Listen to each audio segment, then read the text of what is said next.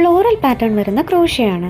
ആ നീല നിറത്തിലുള്ള മുത്തുകൾ കണ്ടപ്പോൾ അത് വെച്ചുള്ള പൂക്കൾ എങ്ങനെ ഉണ്ടാകുമെന്ന് കാണാൻ വേണ്ടി ചെയ്തതാ. പക്ഷെ ഞാൻ വിചാരിച്ച ഭംഗി ഉണ്ടായില്ല എന്ന് മാത്രമല്ല, നല്ലൊരു പണിയും കിട്ടി.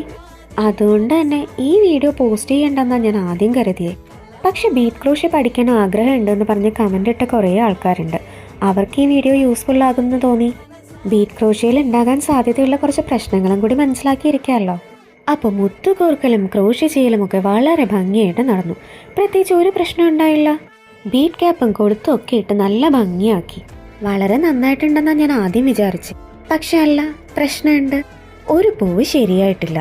ഇത് തുടക്കത്തിൽ മുത്ത് കോർത്തപ്പോൾ വന്ന തെറ്റാണ്. എൻ്റെ അശ്രദ്ധ കൊണ്ട് ഞാനത് കണ്ടുപിടിച്ചില്ല. പിന്നെ ഇത് ആദ്യമായിട്ടൊന്നല്ല ഇങ്ങനെ തെറ്റുപറ്റുന്നേ. ഇതിനു മുമ്പ് ഉണ്ടായിട്ടുണ്ട്.